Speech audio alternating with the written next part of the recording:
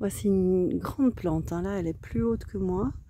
Elle devient atteindre, peut-être atteindre les 2 mètres plus ou moins. C'est une plante aussi de la famille des Astéracées. Alors ça paraît un peu bizarre probablement quand on la voit comme ça. Donc de nouveau elle fait pas des ombelles, c'est plutôt un corymbe. Et en fait quand on prend chaque fleuron, donc ici je prends juste un fleuron, on a vu les achillées hein, plus avant. Donc si je prends un fleuron, vous voyez, oui, peut-être je vais faire un zoom un peu plus grand. Donc en fait chaque fleur comme ça, ce qui a l'air en fait d'être une fleur ici, en réalité là-dedans on a plusieurs fleurs. Et à chaque fois en fait, chaque fois c'est un groupe de fleurs. Chaque petit fleuron ici c'est un groupe de fleurs. Et donc en fait on a vraiment toute une inflorescence comme ça avec chaque fois plein de fleurs. Et c'est donc une astéracée.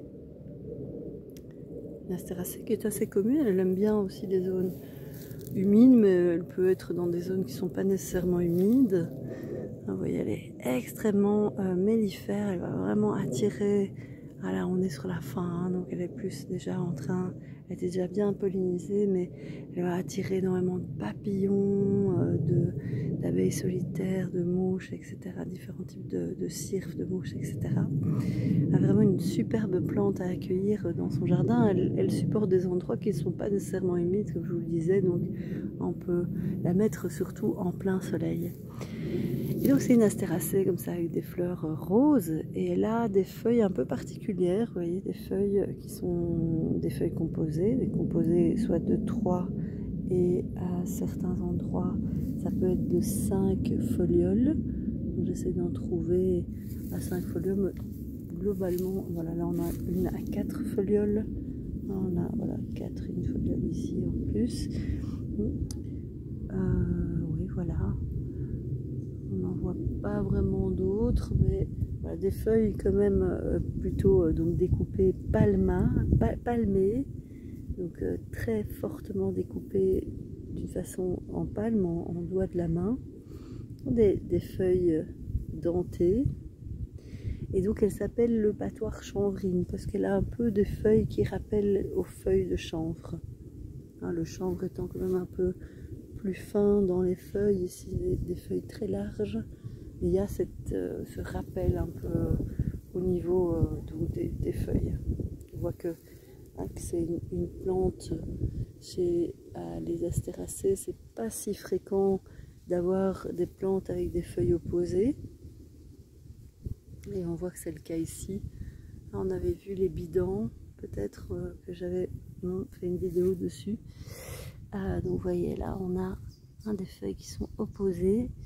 D'habitude chez les astéracées, ce sont des feuilles alternes. Donc voilà, le patoire chanvrine, donc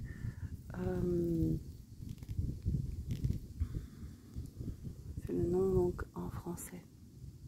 Alors juste à côté, je vous montre la reine des prés, hein, celle qui est vraiment toujours liée au milieu humide.